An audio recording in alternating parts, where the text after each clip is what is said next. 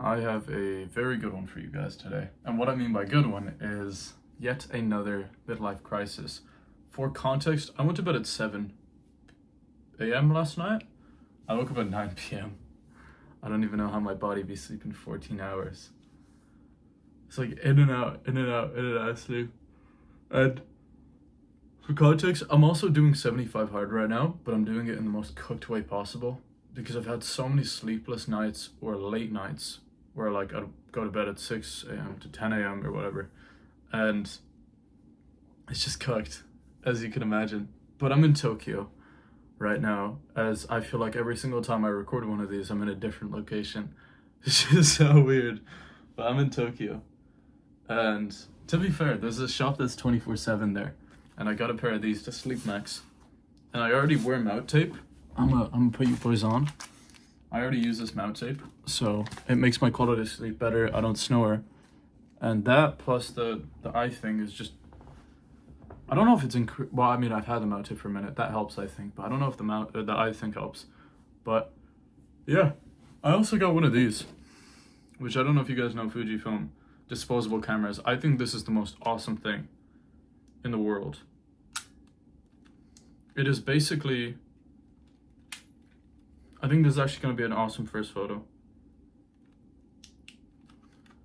It's one of them ones where, yeah, let me rip it. Wow, I just hit my first photo. That is crazy. So it's one of them disposable cameras where you can take like 25, I think 29 photos. And at the end of it, you can't see any of it. At the end of it, you give it to like a photo expert or something. They'll extract the files and they'll give you them and they'll come out super, super like, not blurry, but a little grainy. I want to have one for every trip I'm doing.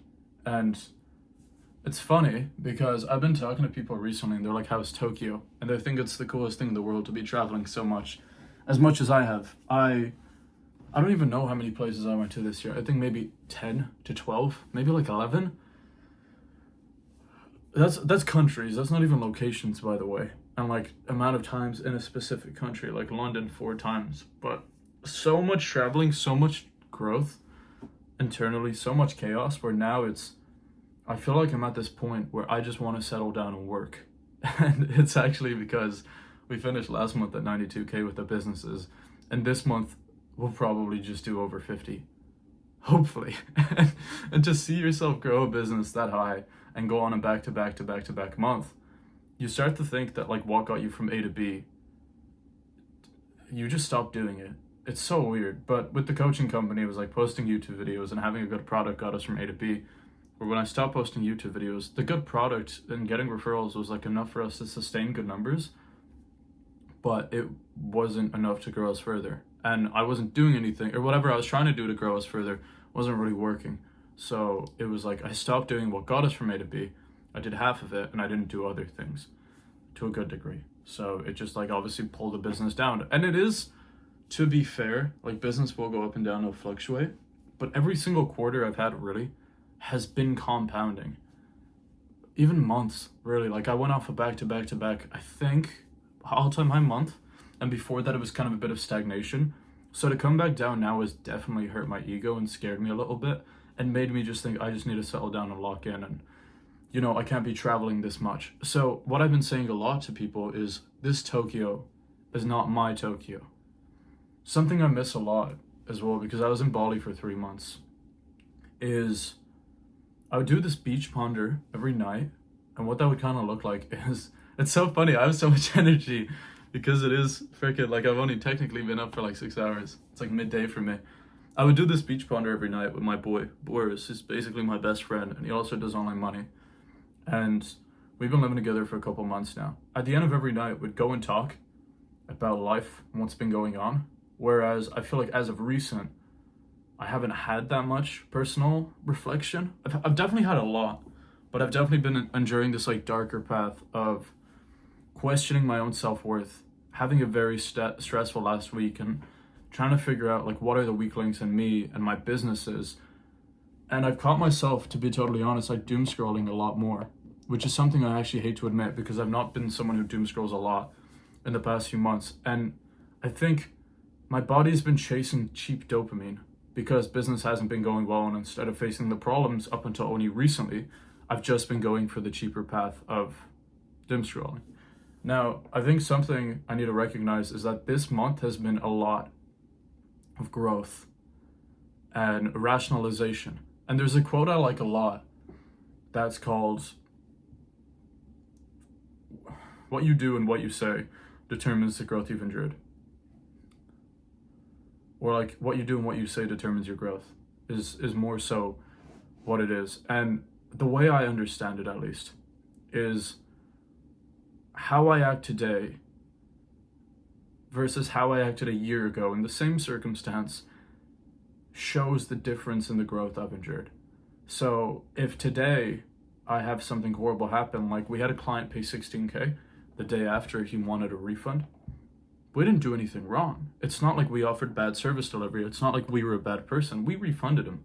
And we also lost $500 on a refund fee, which I think it's outrageous. I think, honestly speaking, I don't think it's our fault. I don't think we should have paid it. But at the end of the day, it's what you're going to deal with. People fall into this trap. One of my buddies runs this business. I'm not going to mention too much about it or his name, but he's making a lot of money. And his team fell into this trap of developing, also this is like lip balm by the way, developing subconscious resentment for him, which is like, they just started hating him in the back of their mind. And the way they saw it was he was making all this money and they were only getting a wage or like not getting paid a certain amount. That's the thing with smaller businesses. When a business is so big, like a conglomerate, which is like this massive business, or I worked in a supermarket. I worked in a supermarket like a year and a half, or like, well, I'm tweaking. I'm so out of touch with reality. Like 2 and a bit years ago. And I didn't know the boss. So I would just know the manager is also an employee, and I wouldn't think, oh, screw the boss, he's making more money than me. I didn't know the owner to say, screw him, he owns his car and he's taking advantage of me. When it's a smaller business and you know the owner, maybe that's an operations issue. I'm not sure what it is yet. I'm trying to figure it out. It's different because you see the direct outcome he has, and you see the direct outcome of the business on him, and maybe he's living in a great spot, maybe he's doing these cool things, maybe he's traveling, and they tend to develop resentment for the owner. And I think that's an interesting thing. I don't even know why I came to this topic. What I was more so going to say was there's this period where you want to just like enjoy and reap the fruits of your labor, and there's this period where you just want to sit down and work. And I definitely do work hard, which is something I've never really wanted to admit. I definitely do work hard, and I'd say I'm pretty good at what I do, and I'd say I have a pretty good team. Now I'm obviously realizing there are some flaws in my team, which is my fault, by the way, and it's been like this period of fixing it. And at the same time, I just got this new mentor recently who's worth like 50 to 100 million, and he's built, I think, like 17 companies, was invested in over 100 combined at one point, is very, very competent. He's very good at what he does. And he introduced these like work blocks to me, where he talks about there's 3 pillars to entrepreneurship, but also to your own life. But let's use the business example. You can look at 3 metrics or like this triangle, and you can figure out what is wrong. It's the direction of your business, the reality, and the execution. And the direction is where the business is going and how you're doing it and the strategies and whatnot. The reality is, does it make sense?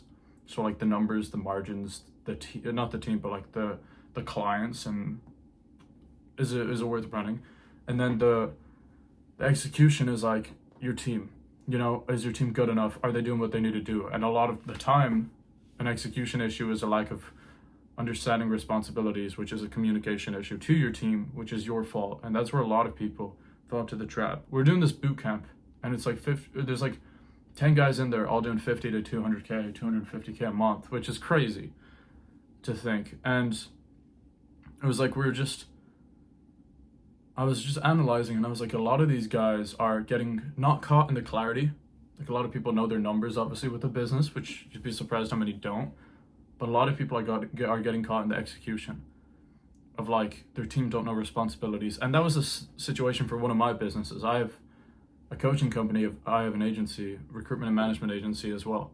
And I have pretty like, not crazy big teams, but like I have a good amount of people under me on both sides. And I realized a lot of it was a responsibility issue that was leading to issues. So it was just interesting to see this new perspective from someone who doesn't do what I do, but he's still worth so much, how applicable it is. And moral of the story is this month hasn't been great and it's been stressful. And my Japan is not my Japan. Like the Japan I'm having now is not my Japan. I'm not gonna be like, yeah, I was in Japan, it was awesome. I was like, no, I was in Japan, all I wanted to do was work because it was a different time for me. I'll be back, preferably with a wife or like a girlfriend, and enjoy it properly. But that's okay. And I think that's such a blessed problem to have, to be able to say, oh, I'm in Tokyo and I'm a little outside of Tokyo. I'm in Horikiri. I'm like 40 minutes away. But I just want to work. It's actually, this is a cheat code. I learned this from Jordan Welch like 2 years ago. If you're on your come up, and I think everybody will always be, I don't know what like determines when you've hit it, but I would definitely say I'm on my come up right now. And he says when you are, you should spend like time working in like nicer hotels and get a coffee. And we stay in this crib that's 40 minutes away, and we'll get like a taxi in or an Uber or like public transport sometimes to a hotel and just go and work. And the hotel is like $1,500 a night. It's crazy expensive, 51 floors, and we'll just sit there and work until like 4 in the morning. Which brings me to another problem, which is my sleep schedule right now. It's so cooked, as you can see the examples I'm giving you of like going to bed so late. But in the grand scheme of things, life is really good. I'm super grateful. There's some things going on right now where I need to make sure I don't be making stupid mistakes, to be honest. Should I say it? There was this girl that I was like kind of talking to, and she just became like way too obsessed with me. Wow, I sound like super egotistical, but she wasn't very good for me, and she was gonna fly to London to see me. Backed out because she had some like family complications and stuff, and that's important. But if I played my cards wrong, and I was like an idiot, and I was continuing to be, I could have put myself in a very bad state, and done a lot of self-harm with like toxic relationships and whatnot, which is stupid. And the sleep schedule thing, like going to bed this late, is so stupid. And it's just I have my habits, and I'm still like that I'm carrying in through 75 hard and through Bali. Like I'm still doing 75 hard, and when I finish in like 2 weeks or like in a week and a half, I don't know how much I have left. I've actually just stopped counting. I'm gonna apply it. I'm gonna go into phase 2, which is like an extensive version. Wow, I cannot speak clearly right now. It's an extended version, and it's a little bit harder, but I think it's fine. I think it's just really good to have those standards. I need to make sure my environmental growth stays good. The plan after this, after Tokyo, which we leave in like 10 days, thank God, to be honest, because I actually hate it right now. To be so honest with you, it's such a depressive city. What I've noticed is I'm a little bit pessimistic when I look at countries. When I was in Bali, the first thing I realized was the whole economy lived off of third worlders. When I came here, I realized like there's a reason the suicide rate is so high and people are so depressed and people are finishing work at like 4 in the morning. You have that everywhere, yeah, but it's like when you see it and it's all you really see because your sleep schedule is cooked and all you see is that energy. Or even, I'm such a people person. I'd say I'm omniverted. I wouldn't say I'm extroverted nor introverted. I'll have periods where I want to talk to people, and I have periods where my battery is so burnt out. When I came here, I was on this thing where I was like doing a good deed for a person a day. I was like paying for coffees like I was doing in Australia, and it was great.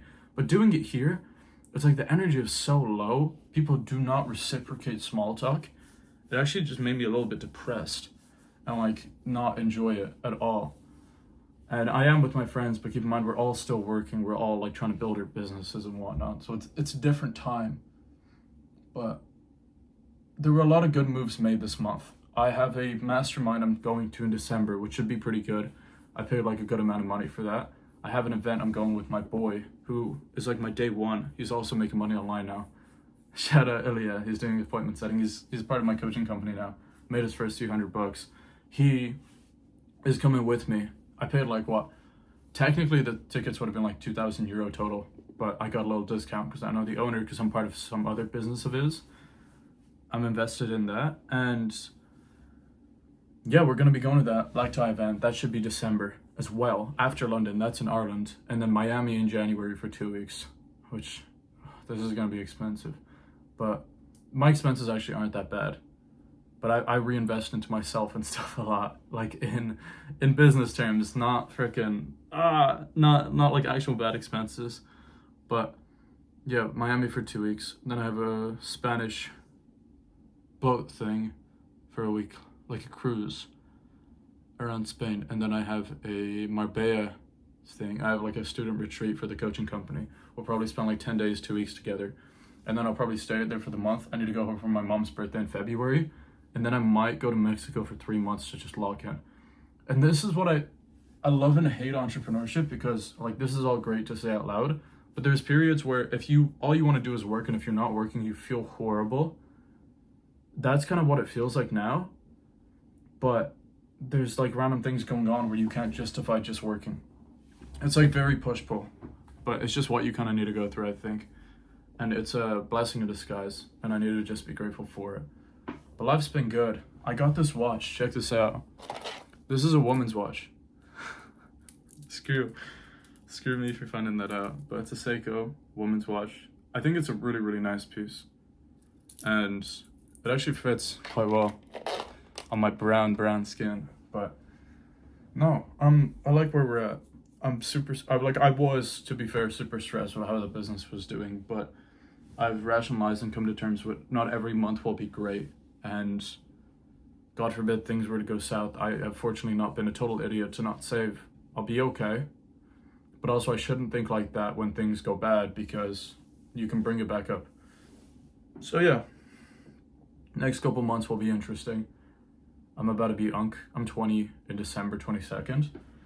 I don't know if this is true, but see, I've went to London 4 times this year, but 2 of those times was to celebrate or like surprise my boys for their birthdays.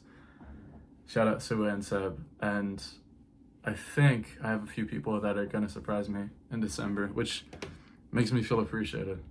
Which the old me thinks is the coolest thing ever. Not the old me, but like my younger self wasn't appreciated enough, to say the least. Hence why I am who I am now, and why I build businesses out of chasing validation, probably. But that's a story for another day. Life is quite good right now. I just need to fix my sleep. And I'm sure as I make these videos, I'll always be the I just, but live in the moment, breathe. I'm about to do a 2-hour deep work session on the direction of my businesses, so one of the 3 pillars. And yeah, I'm excited to get out of Tokyo, to be honest with you. But I realize like I just need to be more genuine in these and not talk about more what I'm dealing and not, try to sugarcoat it. Because like at the end of the day, when I watch back these videos, I wanted to be like the one I made of my ex when I was breaking up with her, and I want them to just be sincere and frank. And that's what I'm going to be pivoting towards more so. But I'll see you in a bit. I'm going to upload some files, and yeah, it's been an okay day. It's been an okay day, but it's been a very short day, as you can imagine. So I'll see you in a bit.